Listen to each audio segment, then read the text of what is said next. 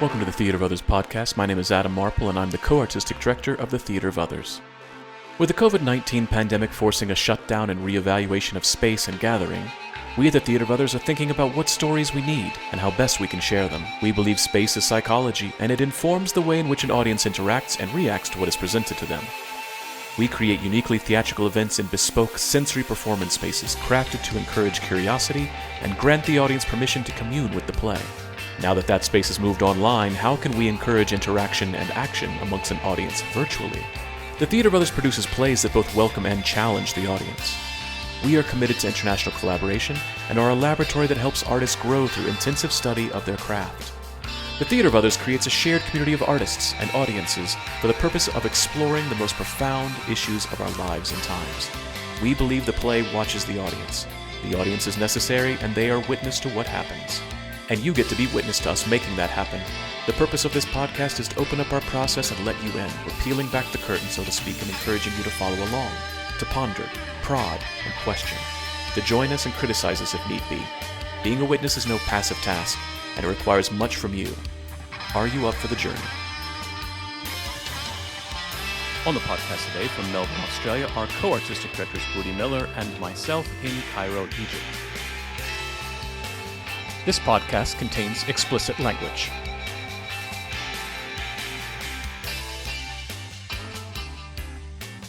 Hi, Adam. Hi, Budi. How you going? I'm all right. How are you? Ooh la la la la la la la la la la la. Okay. All right. I'm good. I'm good. I had a nap. I took a nap before this podcast because we're now podcasting in the evening. So Yes. Yeah. I'm And you energized. came from rehearsal, right? I had rehearsal. And You came from rehearsal? So, yeah, and I passed out. I was so tired. We had our kind of like a run in the gallery when the general public was there, Mm-hmm. and that really took a lot of energy out of me. But Yeah. I discovered some fun stuff. I love that kind of stuff where like it's just like free for all, follow your impulse. How does the story want to be told today?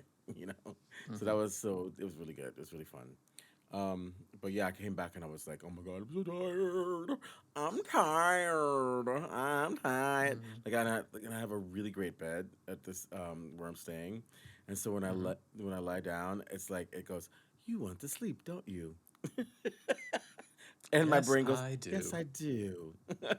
Hallelujah. So I have been also really concerned about the environment lately. Oh, as you should be. And Yep. so I've started I've started like wearing paraphernalia to remind people about the environment. Mm-hmm. Mm-hmm. Go I on, happen to stand be up. wearing one today. Go on, So stand up. for those of you who are watching the YouTube, you can see this beautiful. But I've worn this already on the show. No, you've not worn this before. This is new. Really? I've not Yeah. worn this one. No, I could have but it's on your sworn. Instagram, so people will see it on Instagram. But this is brand new. Oh, yeah. Okay. So this is my shirt. Yep, there you go. And podcast listeners, I'm sorry, you don't have a clue what's going on right now. Well, look, you have to go to YouTube to see it. Look, Yeah, I yeah. think that I'm definitely taking one for the team. You think so? You think Definitely, so? Okay. definitely, definitely. Mm-hmm. Well, at least willing to take one for the team or take a couple for the team. Mm-hmm. One giant one for the team, according to that shirt. One big one for the team. One big one or two at a time. All right, let's not get demonetized on YouTube already. We got money. We got money. we hope to one day. One day, un jour, we will have de l'argent.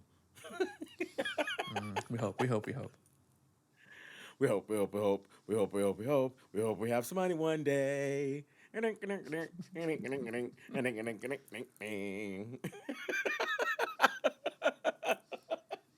Maybe I had too much sleep. Oh boy, this will be a fun podcast then. Oh no, Adam, you're gonna be in for it today. Great. I've let my Wonderful. hair down. It's because I've let my hair down. I've let my hair What down. beautiful hair it is. What beautiful Oh hair my it is. God. Thank you, Adam. You're so nice. I love you. You always notice and recognize those very special moments. You made me comment on it earlier, so there you go. Well, yeah, because I felt, do you know who I felt like? Do you know who I felt like? I felt like, um, that's funny. Adam never asked for a second cup of coffee at home.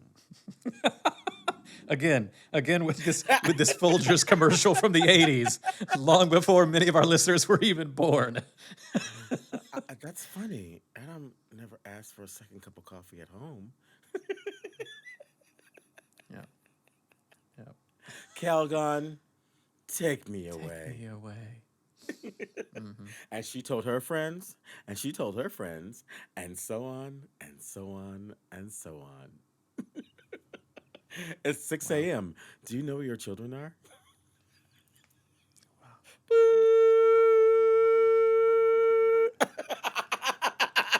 No clue. They have no clue what you're doing. That is my Gen X medley.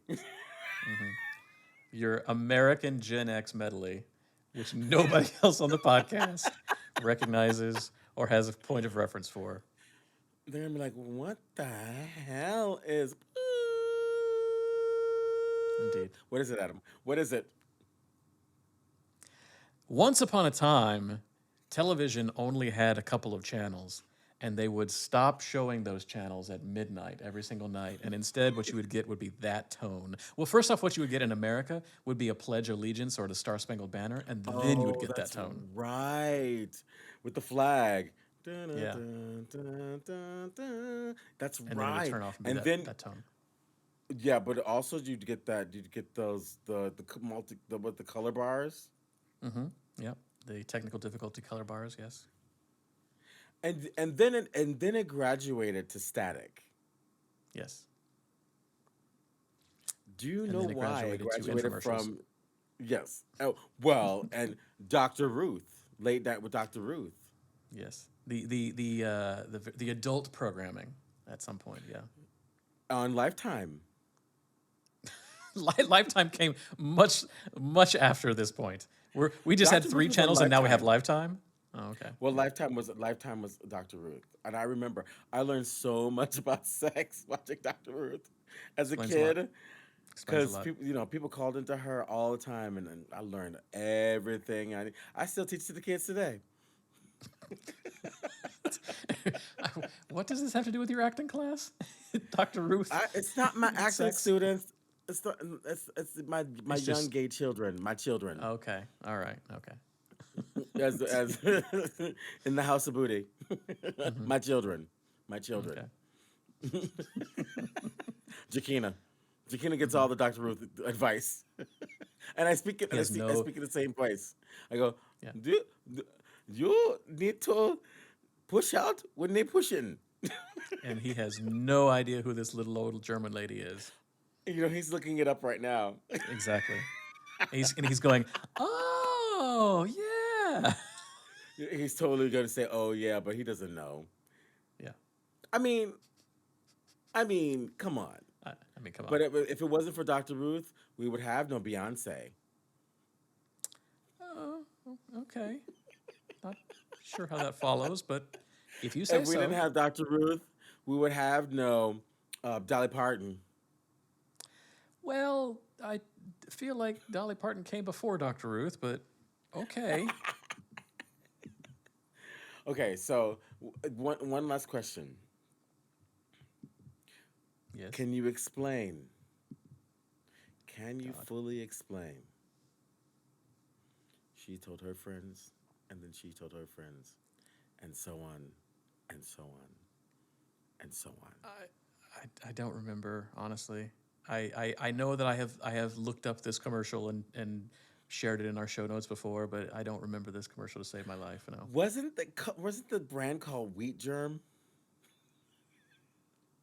And it was yellow and it had a bottle that had like wheat germ on it, and it was like this organic shampoo that was so good. And the women in the commercial were like washing their hair, and they were like, ah, oh my god, this is amazing, ah, and then No, and then they that's the no. Those are the early Herbal Essence shampoo commercials. am I mixing up Herbal Essence? Yeah, yeah, Okay, yeah. Herbal Essence is orgasm. Yeah. The wheat germ is the multiple, like the doubling of the screen. She told her friends and she told her friends and so on and so on and so on. I just think that's a really good way to make friends. Give them a Sure. bottle of shampoo. Mm-hmm. Listen, listen, I know. That's how I've made friends in the past. I just go to strangers in the street and just give them a bottle of shampoo. Instant friends. listen, That's how we met, the listen, two of listen. us. Yeah, exactly. Listen, you give a bottle of shampoo to a friend, and you got a friend for life. And their hair smells good. Mm. I'm telling you. You I'm should be telling you. a marketer. Yeah, advertising. Perfect. Because this is the thing. If your friends can throw their hair back and forth, you got good friends. And if you help them throw their hair back and forth and be cleansed and Mm. conditioned, Mm-hmm. Yeah. what? Nothing. I'm just agreeing with everything that you're saying. You know what another really good gift is for a friend? I'm sure you're about to let us know. Deodorant. That's a real friend. If That you is a give your real friend. That's true. stocking stuffers, we're talking about stocking stuffers right now. So, because we wanted to talk about stocking stuffers, so if you want to get really good stocking stuffers, shampoo, deodorant, and Mm-hmm. a theater of others water bottle. Theater Brothers water bottle does fit into a stocking perfectly. That is true. Perfectly. But the Theater Brothers water bottle is non-denominational, so it does not have to be just given for Christmas. It is a great Hanukkah and Oh, Kwanzaa gift as well. yes, Hanukkah, Kwanzaa. What is it? Kwanzaa, Mahana, Kwanzaa, Christmas, Christmas Hana, Kwanzaa. Kwanzaa, Christmas Christmas, Kwanzaa. Hana, Kwanzaa, Christmas, Mm-hmm. Hana, Kwanzaa, Festivus. It works for Festivus. It Festivus. works Yes, yes, for the New Year's yes, celebrations. Yeah, yes. And some of y'all still need to get it on your Black Friday. Even Black Friday it don't pass. You can have it on Black Friday. it's true. It don't pass. You can still have it on Black Friday. Mm. Fridays. On your Black Mm-hmm. Fridays. Mm-hmm. True. So I have another question. Yes. How are you? I'm fine. I'm fine. I'm doing well. You look well. Oh, thank you. I'm You look relieved. rested. I am rested. I have no cares or concerns in the world anymore. The show is done. The semester is almost done. I'm fine. And you got this little wave in your hair. Yeah, a little. It's a little. I don't know what it's doing today. I'm not sure I like it, but it is what it is. So, I think it's quite handsome. It's very Elvis Presley of you. oh, well, okay. Not what I was going for, but thank you. And winter must be coming because your beard is getting longer. It is. I'm due for a haircut. I need a haircut badly. Yeah. It is winter. I It is liked it when you grew. I winter. liked your pandemic beard. Yeah, well, I don't think I can maintain that here. But it is winters in Cairo are interesting because winter basically just feels like fall, and fall is one of my favorite seasons because I get to wear sweaters and coats Ooh, the and all that. layers. So I get to enjoy it. I get to enjoy the layers exactly without it being too overly cold before it starts to heat back up again. How hot does it get? Yeah. 40.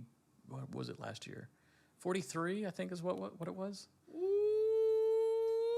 And for our 100 Americans, and, what is that? 106, 116, Uh-uh. 110, 116, something like that. Mm-mm. You could fry an egg on Yeah. the sidewalk. If the sidewalks were clean here, you could, but they're dirty, so don't do that. There's a thin layer of dust over everything. You don't want to put any food on the ground. Ugh. There's no five Ugh. second rule. It's done. That's it. It's now There's like it a no longer dusty belongs to sheen. you. Yeah, exactly. Ooh. If you drop something on the ground, it no longer belongs to you. Oh. So The earth has returned it. It's so consumed it. wait. So when I watch these like 007 movies, it's not like it's not really Cairo because it doesn't look that dusty in like 007 movies. No, they do not shoot anything in Cairo because the government restrictions, you could not do that. So even if it says it takes place in Cairo, it was not shot in Cairo. It was most likely shot in Tunisia. Uh oh. Hmm. Oh. Okay. Yeah, yeah. Well, it's like it's just like it seems like everything is shot in Tunisia. It's like the stereotypical like set, like it's either shot in Tunisia or like a fake set in Hollywood. It's the same like wheelbarrow, the same marketplace. Yeah, they just reverse it. They turn it around from the different angle. Hmm. Yeah. It's very stereotypical. Mm-hmm. I see how you got there. Equimi, Equimi. Uh-huh. Uh-huh. Yeah. Well, but I think the stereotypes like they feed the tropes of the typecasting of you know 007, Right. James Bond. You have to Mm-hmm. be a certain type, right, to be a James Bond. Mm-hmm.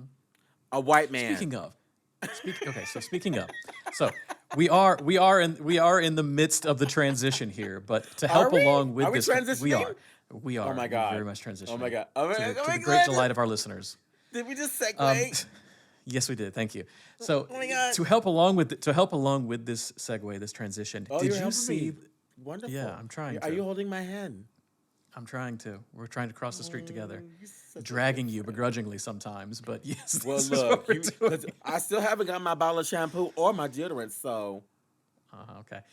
Have you seen have you seen the ad with Daniel Craig? The the Belvedere vodka ad with Daniel Craig is that the one where he's at the bar?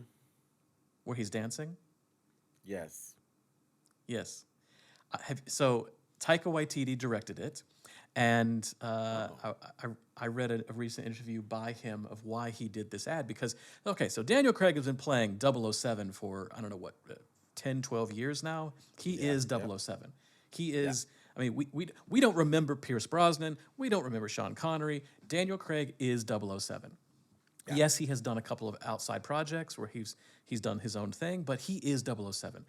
Yeah. Our idea of what 007 is Daniel Craig. So he has been typecast A white as man. 007. Yes. And so he did this. He did this advertisement for Belvedere vodka, which honestly you don't even realize it's for vodka the entire time. What the advertisement is for a different way of looking at Daniel Craig. He plays a completely different character. He erases Daniel Craig 007 from your mind in this video. It's really quite fascinating how I how much they actually do. you know how beautifully he's done it. It's like when I watch it, I think of Daniel Craig the actor, not Daniel Craig Exactly.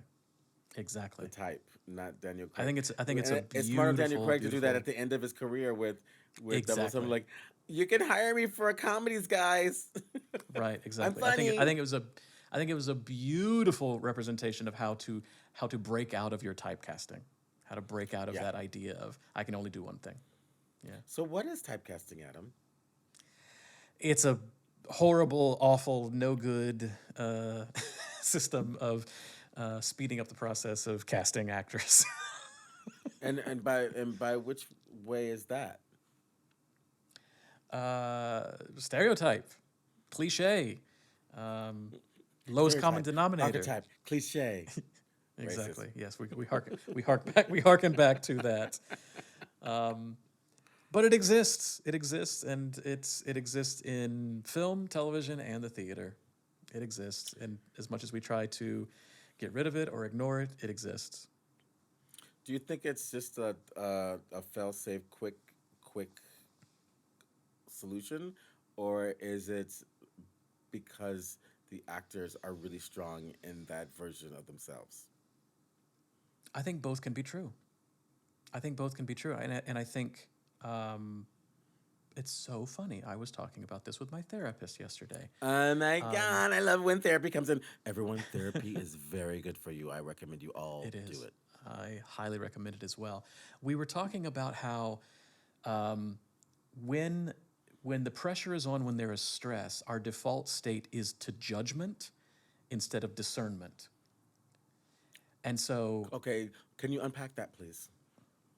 so the difference between judgment and discernment um, is discernment or kind of assessment would be um, this food has this and it has that and it comes from the sea. And judgment is ugh, gross, seafood. I mean, that's a very simplified. It's a very Ladies and gentlemen and simplified. non binary conforming individuals, Adam Marple is Adam violently does not allergic eat. to the taste of seafood. That's true. It's very true. So what happens when we're doing this with people is the same way is because we are not comfortable in who we are, because we are stressed, because we are anxious, because things are not going well in our life, we will judge a person versus assess a person. And the same thing happens with us as teachers. Sometimes we are there to assess a student. We're not there to Yeah, judge a student. But correct.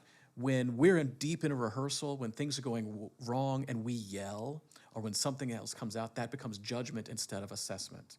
And to be able to And bad to teaching to and be bad able to directing. exactly, and to be able to separate emotion from assessment, because emotion and assessment is judgment. Emotionless, mindful, present assessment is what we're trying to go for. It's a more objective way of doing that. So, judgment in terms of how this is playing into what we're talking about with stereotype, I think it's quick. We don't have time to see anybody. I got to go with just the emotional gut punch of black. He's going to be a gang member. Latino must be a drug dealer. That's how those stereotypes White become man, it must be judgments. 007 James Bond. Must be 007 exactly.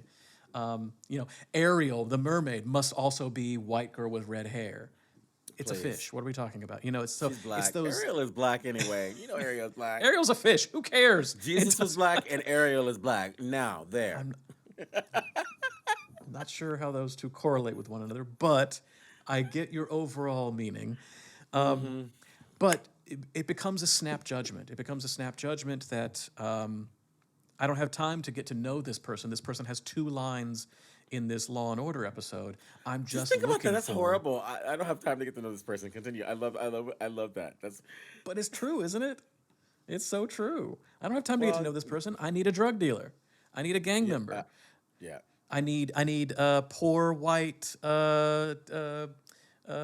foreman of the building, right? And we So know okay, we know okay. So exactly who let's those are. okay. So no, let's pull this up. Let's pull this apart now. Then. So then you're saying that if I need a drug dealer and I make it an Asian person, that means I've got to unpack it even more to like create a storyline to make people believe that that Asian person is a drug dealer. I mean, I know it's ridiculous because obviously there are Asian drug dealers in the world. Not many apparently. Because I was speaking to well, I was speaking. No, I'm just saying this because I was speaking to my my cousin from another mother, um, who's been to prison, and he's told me like I was like, well, where did the Asians go in the prison? He's like, there was only one. I was like, what do you mean there's only one? I was like, there was only one. He's like, it's like the hierarchy that happens in prisons. You have the he says the gays, they have their own section, and they're the most dangerous. And then you have the black. Trust, Hey, honey. Do not fuck with a gay man. That's what I used to always say when I was younger. Anyway, like be like, just because it's that armoring, right? That I told you that's like, you don't mess with me, just reach into, especially when my hair's just down. reach into, just reach into a trash can, pull out a can of peas, attack Can of somebody. peas, baby. Yes. Can of peas. That's all I gotta say. Um, and so there's this like hierarchical like system based around race, and then also Yeah. sexual preference. I was like, so where do the Asians go? And he's like, He's I by was like, himself. yeah, he's by himself, and he was really old, so like he like kind of did his own thing, and so there actually weren't a lot of there weren't any Asians except for one where he was in prison, in the different prisons that he was in. Um, and by the way, my cousin from another mother is a white man, is a white boy, you know, um, and so I just think that's really interesting that like the the psychonomy around like if if they're Asian, no one's gonna believe that they're a drug dealer. But like, what happens if we actually do that? Like, change the fantasy, like, and you can still have a stereotype. You can create a new stereotype. Can you imagine? We create a new stereotype of Asian drug dealers, Right, and then exactly. like, Yeah. What was Budi's contribution to the world? Well, he helped us reimagine what drug dealers would be. We now believe that the Asian people the are entire Asian population. China the is full entire of drug Asian dealers. population. China is full of drug dealers. That's thankfully Budi changed our minds. We were casting young African American and Latino males in this role, but He's now it's I just say going to. they call me the Black Hope. There we go. Yep. A whole generation of African American and Latino males have now lost out on work. It's all now going to Asian American actors China, in movies. Yeah. Taipei, Yep. Thailand, and Yep. Vietnam. Mm-hmm. Yep. Okay, There's your drug dealers. so there's your drug dealers. Yeah. I mean, like it's nice to turn the phrase, like turn the head in a different direction. Because don't you think that like, I mean, honestly, okay, we have these archetypal kind of scenarios. I mean, not archetypal scenarios, but stereotypical scenarios that can feed into a new archetype, right? That can feed into a Mm-hmm. new kind of brand or storytelling. And it should behoove people who are making new content. Okay, if it's SVU, I must say that I actually sink in. Okay, because you know that I'm a Mariska Hargitay like die-hard fan, and it's all come Yes. out of you know being a Midwest kid and being up late at night, and also when I was with my grandmother for the month, the only thing that was on TV during my shift was Mariska Hargitay on Law and Order SVU. By the way, which is a great show to binge. Um, like the characters that like had made you lean in more were the ones that kind of like went up against the archetype, and they use stereotype to kind of flip you into the mystery of like the who done it. Like they put the stereotype in your face, you go, oh yeah, he did it, and then all of a sudden it's like the pasty white man who did it. Well, and then but then I realized it's always easy to like determine on who did it or not because of racism. Who got the bigger contract? Who got the bigger contract? The white man. So the white man's and accept more episodes than the black man. Black man is like, I didn't do it. And then we find out from Mariska Hargitay, he didn't do it. It's that young kid over there who got the big like contract. So like he's in the full episode. I feel like in this respect, maybe the non-white population is happy that they're not being cast as the villain in SVU, simply because I mean historically sexually related crimes are more produced by white men anyway. But I think there's a category that African American and Latino men probably like. I don't want to be cast as the molester. I don't want to be cast as the The guy creepy who white stands guy. outside of windows, and Well, I don't want everybody to be wants cast to be as the cast creepy as white guy. Ice Thank you. T. Who doesn't want to be Ice T? He's like the coolest. He is. Even when he gets He's great. old, when he's like an old man, he's still cool. He's the one. He's the one you trust. You trust Ice T more than you trust anybody else on that force. Except Mariska Hargitay is a very, very close second. Except her character has moments where she gets in love and all that, falls in love and all that stuff. But like back to stereotype. Give me a list of Yeah. stereotypes. Give me a list of stereotypes that are like the most popular tropes that like film and and theater use. Give me. You'll give one. Oh, okay. Then we'll play a game. The Okay. one who can't come up with the next one loses. And I'll be nice. You can go first. All right. Well, I've talked about this in the podcast before. If you want to show somebody as being ignorant, you give them a Southern accent. Ooh, that's a good one. Okay, if you want to show somebody as being a criminal, you make them black or Latino. If they are, if it is a banker, it is a white man who is bald, or a slightly swarthy person who could pass as Jewish. If it's a techie, they are either Indian or Chinese, and they're clownish and emasculated. All gays are effeminate. Thank you, Jack. Thank you for prompting of that one. Did, did Jack give you one? Oh God. He gave it to us both, but I picked up on it. Oh God. All smart people have glasses. If it's going to be a teacher, they have glasses and a Oh, belly that's so true. That's so true. That's so true. and very bad fashion. Anybody, anybody from the Middle East is angry. Ooh. Anybody from Middle East has a turban or a burqa. That's true. Have you seen, to pause our game, which we're going to be slowly coming up against some problems, have you Oh seen that no! meme Are on you Instagram? segueing? Are you segueing because you don't can't think of Trying to anyone? Are No, you I'm trying to segueing? segue out of our. I'm trying to segue out of our racist game that we're somehow playing with each other. Well, Have we're you talking about seen? stereotypes.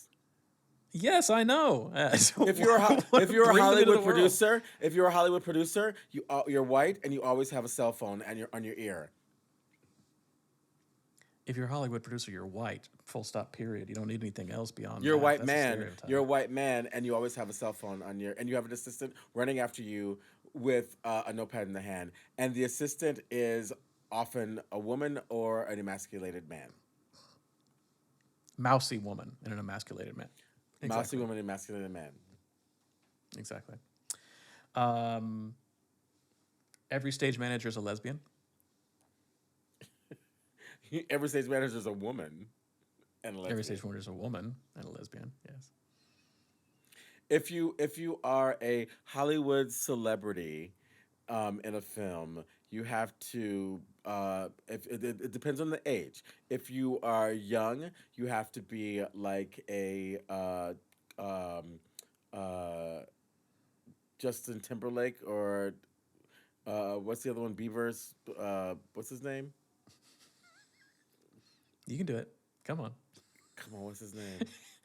Come on. You can show. You can show how relevant you Justin. are. Come on. I'm. It's like I'm having a stroke right now. My left side. My left side is just gone numb. or or if you're old, it's like you're like you've been there. If you're a woman, you've got to be brassy. You've got to be unsexy, brassy, and more masculine than what we would consider to be like a feminine character. If you are in the middle aged, you are a father figure, you are a mother figure, and you are looking for a transition. If you're shooting a film in Mexico, it has to have a yellow filter.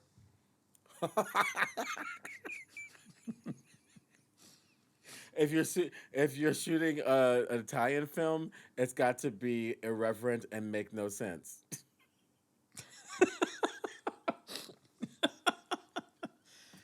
Yeah.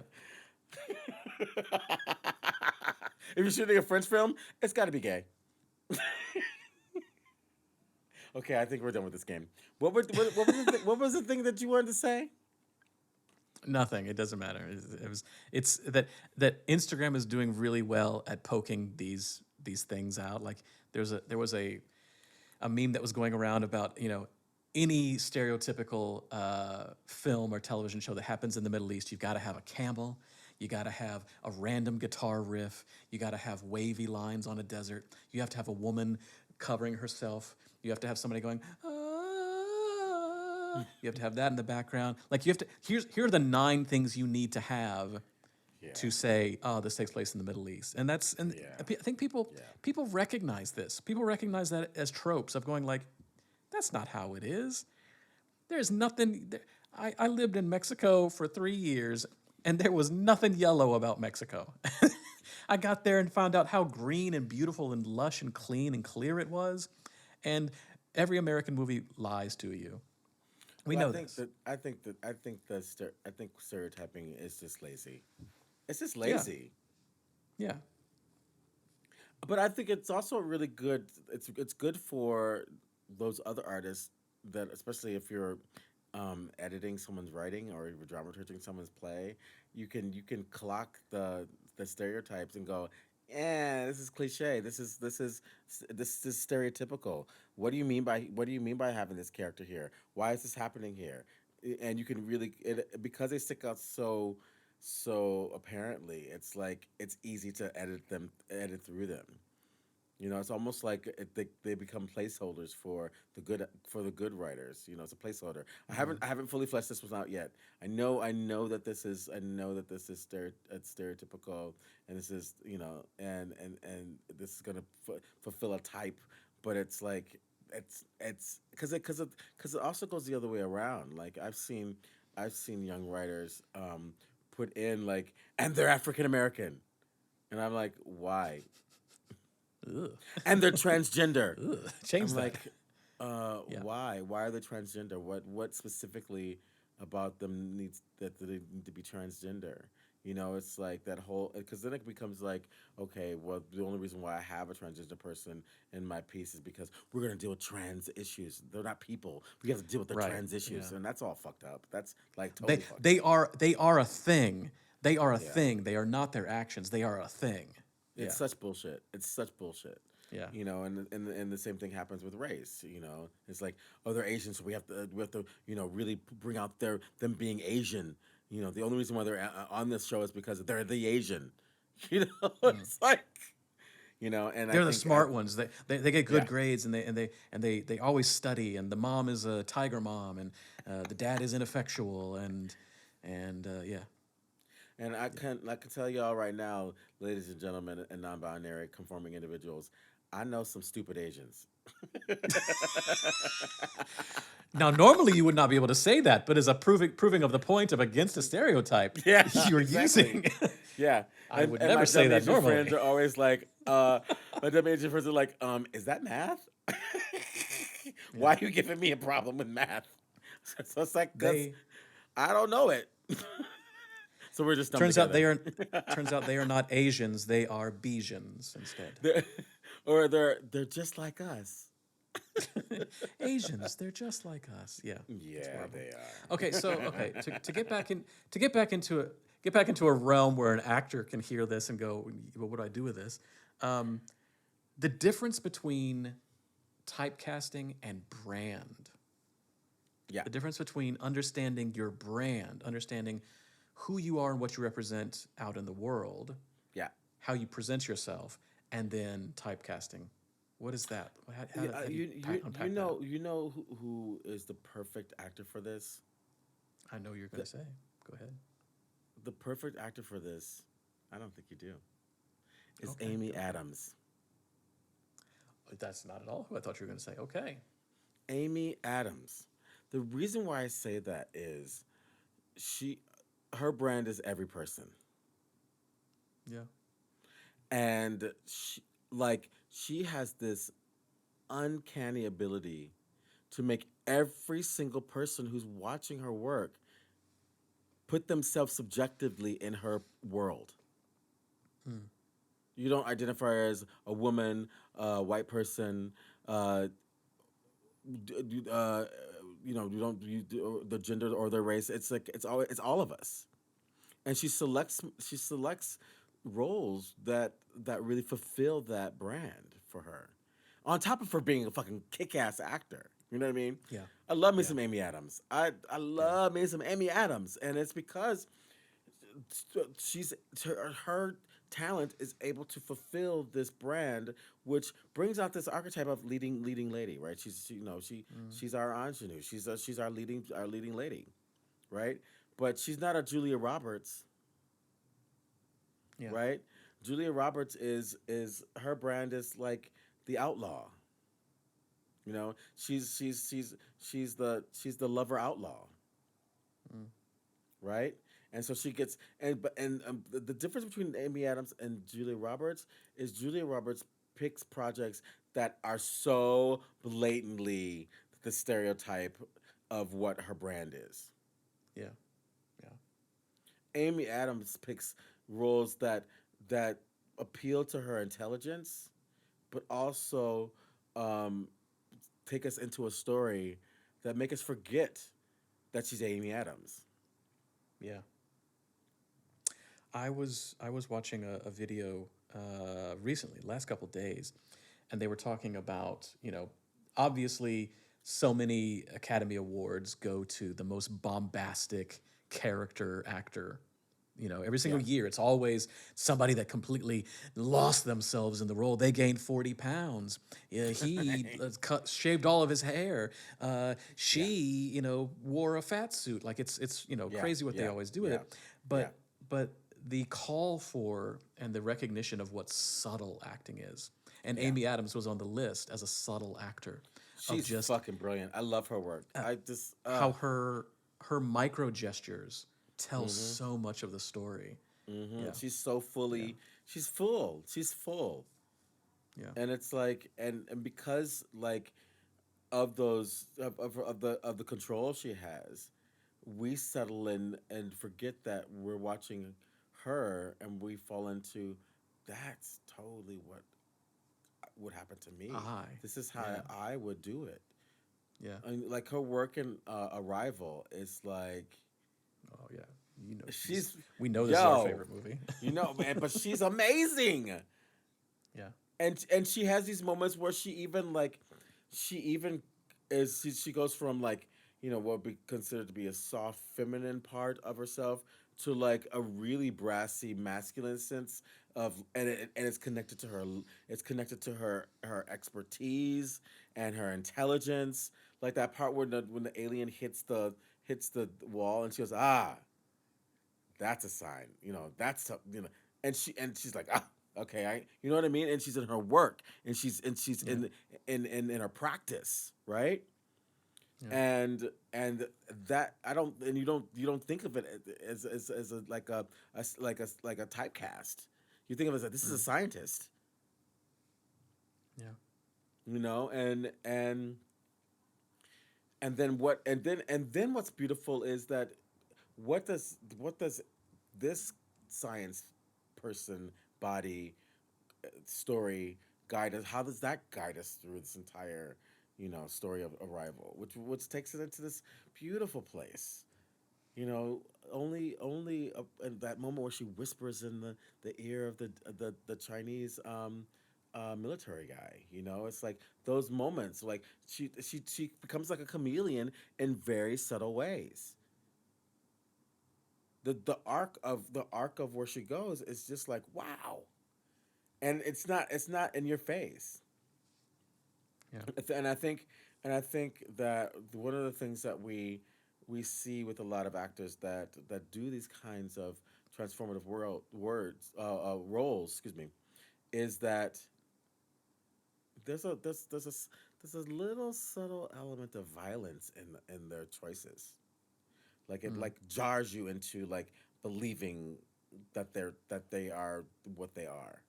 And I Yeah. think Amy is there's so much love and respect and delicate interpretation that we take her on board. We take her on board. I think with Viola Davis, one of my challenges with Viola is that she used to be like that. Mm. She used to be like that, and now she's a brand. And so Yeah. and it's like there's this like it's not as transformative as she used to be. Like her intimate apparel is unmatched when I saw it Mm, live, you know? But like yeah. her physical work now, if you turn off the volume and you watch a Viola Davis performance and you'll see she's not physically present. She's not. And especially when you were doing all these big um uh um athletic things and like power, you can see that like there's this collapsing in her work where she's defeated, and I don't believe her to be what she's supposed to be. You Hmm. watch Ma Rainey's bottom. You know, like turn the volume off. Watch her. And I know my Viola Davis fans out there are gonna be hating me right now. I love Viola Davis. I'm saying this because I love her. I'm saying this out of Just love, be, y'all. yeah. Just because you're saying this doesn't mean you don't also still think she's doing good work, and she I shouldn't still absolutely be love doing good her and work. respect her and would love to help her and work with her. Like Viola Davis is like, nigga, I don't need your help. But I love to help you anyway, girl. Um, but like you can see it, and I think that's one of the things that like I recommend every actor to do is to turn the volume off and watch the physical body and see the way that they resonate through the the um the camera, because and the same thing happens with theater. If the body's not alive, you're not gonna the Mm, information doesn't get transferred over to you, you know. But mm, turning the volume off is the quickest way to see if they are fully in the world, you know. yeah. And I think the other thing is that popularity and celebrity and attachment to the typecasting. You know, people get attached to these, you know, and committed to these images that they've put a lot of energy in. You know, like you have Mm. Johnny Depp as Captain Sparrow. You know, people have invested a lot of energy in that typecasting, right? And you know, so Did then because did they you invest so much hear energy, they don't care. Like the quality can just go right out the window. did you hear he's gonna do Captain Jack Sparrow again?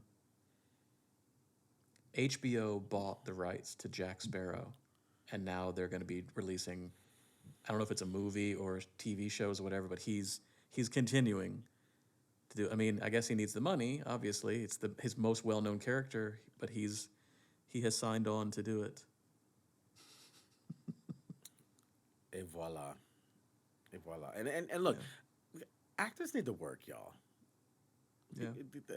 It's it's a career. You need to do your work, you know. And it's one of those things of like it's really nice to be a pundit on the outside and give your feedback, but like people need to fucking pay the gas bill, right?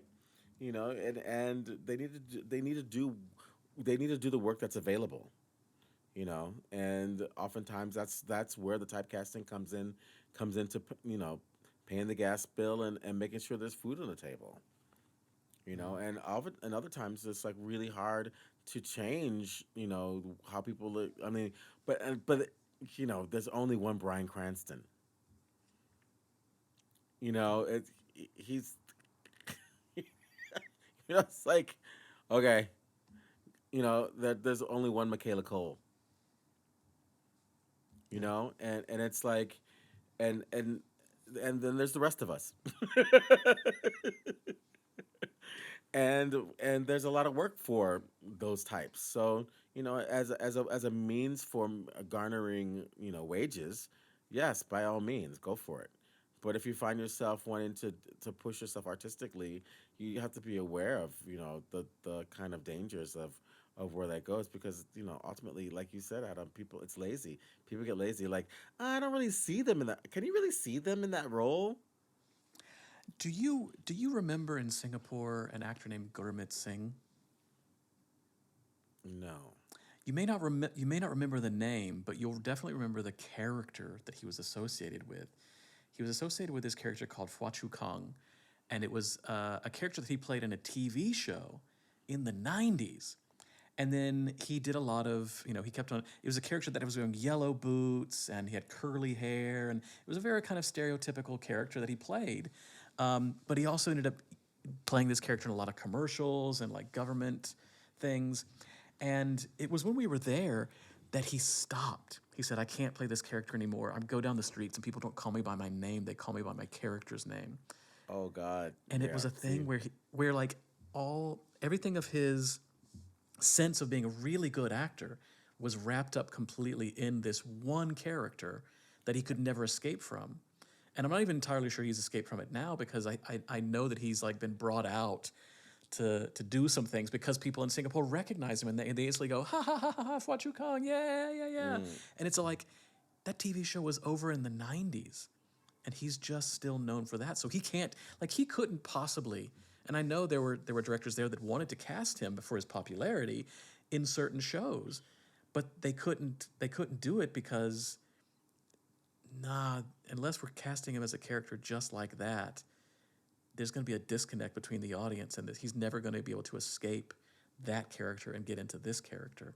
And so he stopped acting. He basically retired for a little while.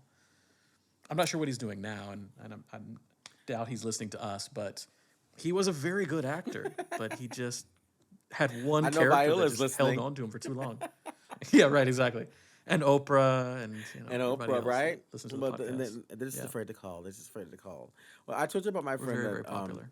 when I was a young actor in New York, and one of the people that I worked with at the restaurant became the "Can you hear me now" guy. Yeah, yeah, yeah, yeah. And he made millions off of that. But that's all they could ever do.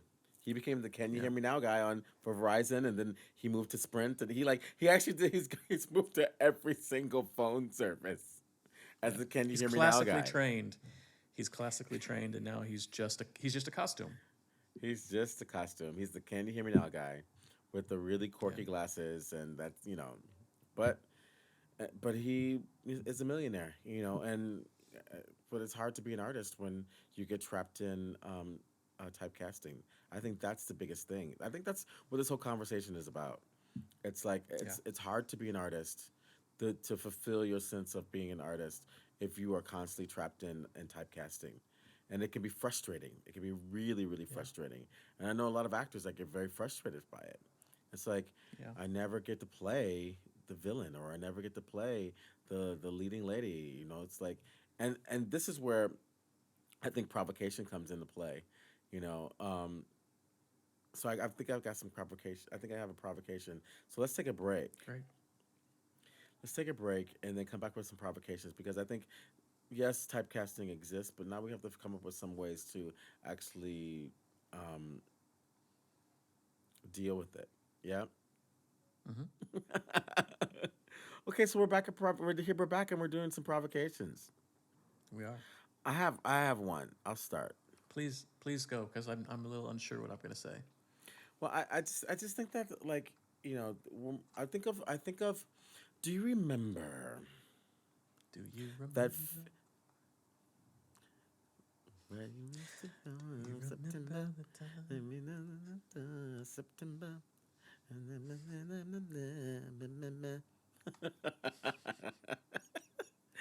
Do you remember um, that production of A Doll's House that ended up on Broadway, and it was with the most unconventional Nora, and it was in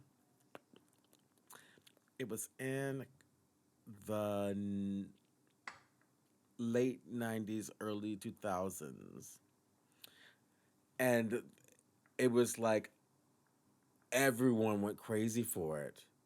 But the reason, and because she was like tall and lanky, and she didn't, Oh, and she produced it oh, herself. yeah. Okay, yeah. Remember the show? I don't remember. I wasn't in New York at the time, but I do remember hearing about it. Yeah. It was a big deal, because she was like everyone's like, this is the best Nora we've ever seen, and she doesn't look like anything like how we would cast Nora, and she produced it herself. She said, hey, I can do this, and you know won awards and it was had a long run and got accolades. So my provocation is, if you want to break those stereotypes of and the typecasting of your of your career, become a producer. Start writing.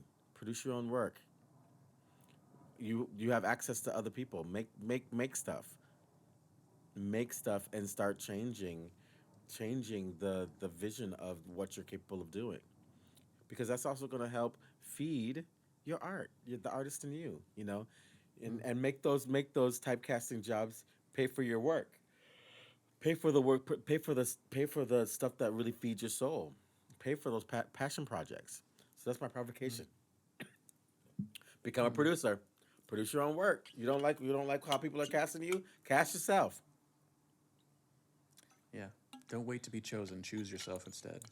Yeah, don't be like New Um, York City's best kept secret. yeah, exactly. One day when they find me, they're going to realize how much of a talent I am. They're gonna know, they'll see how amazing I am. Yeah, yeah, sure. It's great to follow along with that. I was thinking about uh, when I was an actor in school, way back in the day. Back I in remember my thinking day. back in my day, I kept thinking about how I kept kind of being asked to play the same role, and it was fine for a while. I didn't mind it.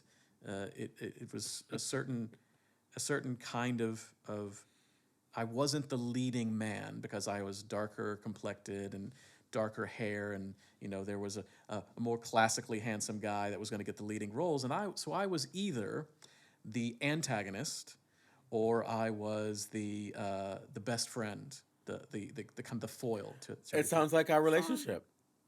right? Exactly. I don't mind. It's fine. I know who I am, and I'm happy with who I am. I don't want to be You're that my other person. antagonizing best friend. Exactly. To the classically handsome, leading man of our podcast. Yeah, over Oh, there. Yeah. But I started thinking. I knew this happened with a lot of my friends as well. Of going, you know, especially going out for auditions of things of like, oh, I want this part so, and I want this part so much. Oh, I could really eat this up. And every one of us knowing like, you're never going to get cast in this role. They're never going to cast you in this role.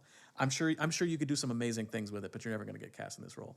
So as an experiment, as play, so those of you who are in school or those of you who are working on scenes or doing stuff or doing any kind of training, make those choices yourself of really kind yeah. of, again, like Budi said, choose yourself and go, yeah, I would never be cast as Vanya, but I want to do Vanya. Or I would never be cast as Hamlet, but I'm going to do Hamlet because my Hamlet is going to be different enough and interestingly enough to justify the choice of being cast as this person. And I'll cast myself and I'll just show everybody the way it is.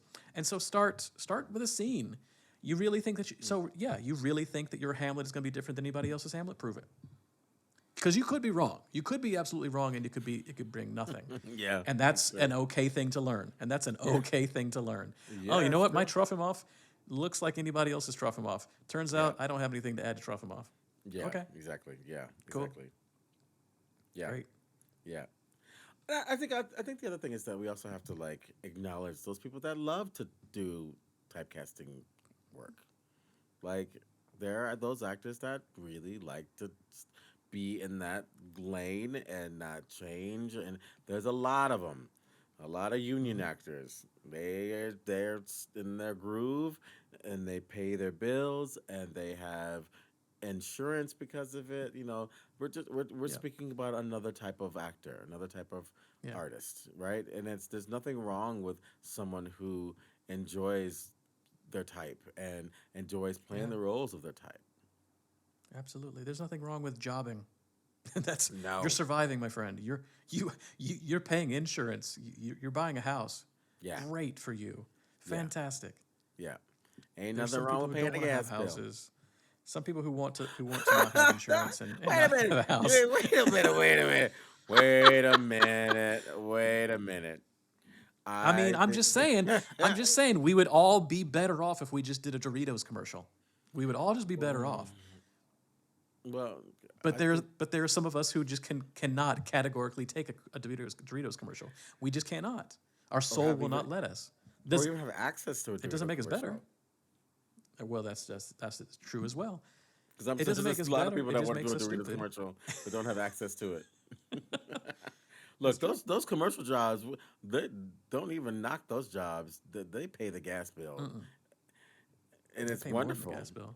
They buy you a house, you know, and exactly. But that's when you know that you're working that stereotype to finance yourself. So I think you just need to understand what you're doing and be aware of, like, you know, your options and what kind of actor you want to be. That's the biggest thing. Yeah, who you are. Who are you? Yeah. So Adam, how are we gonna know if they know themselves or not? Well, what they're gonna do is they're gonna go to speakpipe.com/theater of others. Again, speakpipe.com/theater of others, theater with an R-E, theater of others, all one word. You can leave a 90-second voice message. We'll play it on air. We love your provocations. We love your questions, and we haven't gotten any in a while. And I understand we didn't answer any questions or anything for a while either. We got very, very busy with the Audio Play Festival and the Director's Lab series. What happened to our number 1 fans? What happened to our number 2 fans and our number 3 fans? And our number 2 friends, our number 3 fans. Where are they? No questions. Where you at? They have no questions. We've answered everything. I mean, I know we're on episode 148, but we've answered every question about theater that exists out there. One. Really? No, not possible. Well, maybe they'll go to podcast at Theater of Others and they'll drop us a line, or they can hit us up on Instagram, Facebook, or our website. That's right. But if you want to be a part of this conversation, you need to be a part of this conversation, which means you need to do what, Budi? Subscribe. Get it in your inbox, y'all. Get it in your inbox. That's right. And if you really like us, you can be like my Uber driver. Give us 5 stars. You give me 5 star, I give you 5 star. 5 star, 5 star. Everybody wins. And if you really like us, put a little comment in the comment fields and say why this podcast is so wonderful. Indeed. It really does help us. You know that. It does help us. Don't you want to help us? Don't you want to help us pay the gas bill? Don't you want to help us pay the gas bill? Mama needs to pay the gas bill. Oh my God. We have advertisement because of you. Oh, okay. Listeners, because of you. Okay. Oh, we have ads. Yeah. And we have bottles for your stockings. And your Hanukkahs and your Kwanzas. Yeah. And your T-shirts and hats. Your Kwanzaa stockings. Yep, all of those things. Give for your holiday celebrations. The gift of giving. Giving the gift of giving by purchasing a Theater of Others merch. My goodness. There's nothing like it. You know your Aunt Edna really wants a Theater of Others hoodie. A stylish. She doesn't know that yet, but she does. She does, and she can have it with a beautiful mug, and then carry it in her tote. I mean, there's just so many things that she can have. That's true. I love you, Adam. I love you too. I love you so much. You're the best. Oh, thanks. You are too. Thank you. Give your love to my wife. I will give my love to my wife. If you give your love to your husband, and I'll give my love to my husband too. Meet. And never shall the twain meet. And for the rest of y'all, we'll be back next week. Bye. Thanks for joining us this week on the Theater of Others podcast. Make sure to visit our website, theaterofothers.org, where you can subscribe to the show in iTunes, Stitcher, or via RSS, so you'll never miss a show. While you're at it, if you found value in this show, we'd appreciate a rating on iTunes. Or if you'd simply tell a friend about the show, that would help us out too. A special thank you to Purple Planet for the music you've heard. The Theater of Others creates a shared community of artists and audiences for the purposes of exploring the most profound issues of our lives and times. We believe the play watches the audience. The audience is necessary, and they are witness to what happens. And you get to be witness to us making that happen. The purpose of this podcast is to open up our process and let you in. We're peeling back the curtain, so to speak, and encouraging you to follow along, to ponder, prod, and question, to join us and criticize us if need be. Being a witness is no passive task and requires much from you. Are you up for the journey?